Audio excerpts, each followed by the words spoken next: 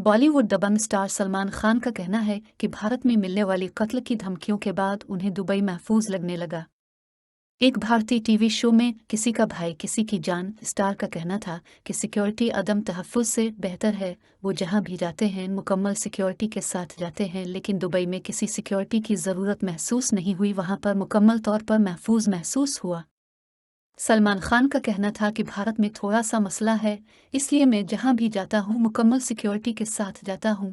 मैं खुद भी इन दिनों खौफजदा रहने लगा हूं। वाज़ेह रहे कि सलमान खान को ईद के बाद दुबई के शॉपिंग मॉल में सिक्योरिटी के साथ देखा गया था।